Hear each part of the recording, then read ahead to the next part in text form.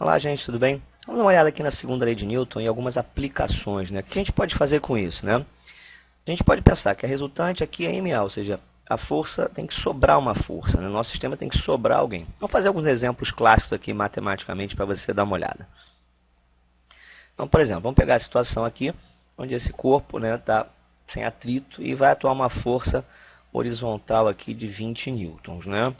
E ver o que acontece. Bom, primeiro você vai ter que forças atuando. Você vai ter o peso atuando, né? E uma normal atuando também. Esse peso e essa normal vão se anular, não vai ter nenhum movimento vertical. Isto é, a nossa força F é a resultante, é a força que sobra. Essa força que sobra é a própria MA, é a própria resultante. Como a nossa massa 2 kg, eu tenho uma aceleração de 10 metros por segundo ao quadrado. Né? Vamos ver agora um exemplo de um bloquinho preso a outro. Você vai ter o mesmo caso de peso normal, que vão se anular. Então, na verdade, vamos olhar só para as forças horizontais aqui. Né? O bloco A tendo 2 kg, o bloco B tendo 3 kg, e aqui a mesma força de módulo 20 newtons. O bloquinho de trás, lá, peso normal, elas se anulam, né? E no bloquinho de trás, ó, o que eu tenho aqui é uma tração e outra tração. Então, entenda, no bloquinho de trás, a minha resultante é a própria tração, é a força que sobra.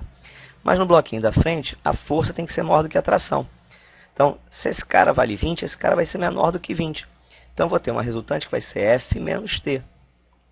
Percebe? Essa força sendo maior do que essa. Igual, novamente, a massa da aceleração. Aí aqui é bom indicar que essa massa é a massa de B, essa massa é a massa de A, para você não confundir os valores. Aí, a gente vai montar um sisteminha. Esse cara com esse cara, olha lá. Para resolver o sistema, eu posso cortar essas trações. Ou seja, quem sobra, na verdade, é a força F.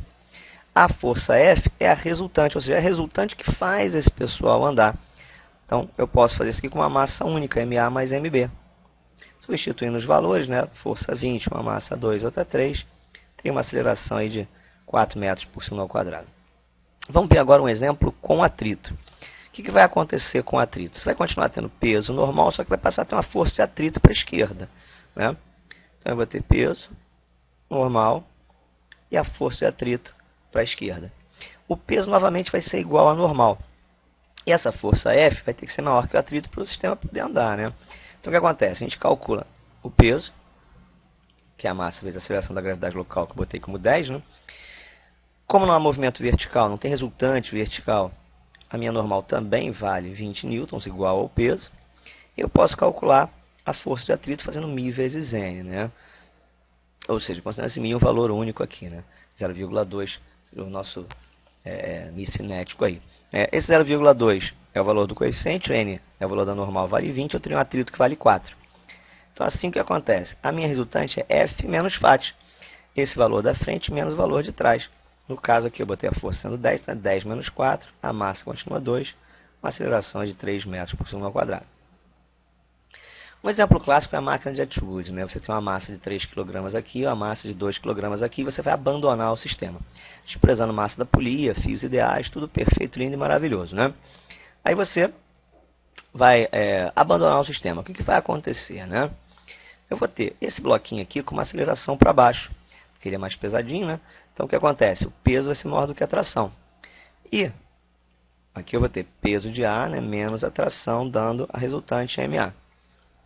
O outro, ele vai subir, quer dizer, vai ter uma aceleração vertical para cima. Então, essa tração tem que ser maior do que o peso. Então, eu vou ter uma coisa tipo T menos PB, o de cima menos de baixo, também dando MA. Sempre identificando as massas. Né? E aí, o que a gente pode fazer? Montar um sisteminha com essas coisas. A resultante do A, a resultante do B, olha lá, virou um sisteminha. Novamente, a gente pode somar as equações, né? Então, a tração vai sumir. E aí, o que acontece, né? Substituindo aqui, né, peso por massa da aceleração, peso, massa, aceleração da gravidade, né? Você vê que aqui eu tenho a somatória das massas também, ou seja, a diferença entre os pesos acaba sendo a minha resultante. Né?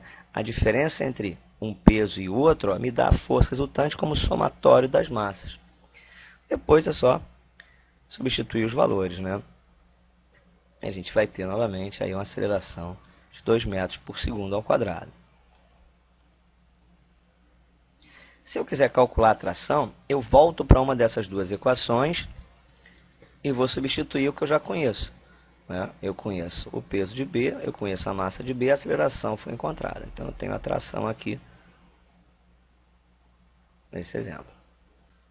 Um outro exemplo clássico é o plano inclinado, né? O plano inclinado ele é interessante porque o seu peso ele não fica na direção do movimento, né? Então, eu preciso fazer uma decomposição desse peso. A normal está aqui, perpendicular ao plano, e vai fazer essa decomposição em P seno do ângulo e P cosseno do ângulo. O que acontece? A normal e o P cosseno elas se igualam, se anulam, não sobra nenhuma aceleração nessa direção. E o P seno acaba sendo a força que sobra, ou seja, o P seno faz o papel de resultante. Então, P seno é igual a MA, peso sendo massa vezes gravidade, posso cortar a massa, a aceleração do plano inclinado é o próprio G seno alfa. Isso sem atrito. Se tiver atrito, o que vai acontecer com o atrito agora, né? Você vai ter que colocar o atrito contrário ao sentido, né? Contrário à tendência do movimento, a tendência do deslizamento, ao deslizamento. A gente vai ter agora normal igual a P cosseno alfa, ou seja, mg cosseno alfa. E a gente vai ter P seno menos φ, um menos o outro como resultante. P seno menos φ igual a MA. Aí fazendo literalmente, né, você vai substituir o φ por μn, vai substituir n por mg cosseno alfa. As massas aparecem em todas as parcelas, nós podemos cortar.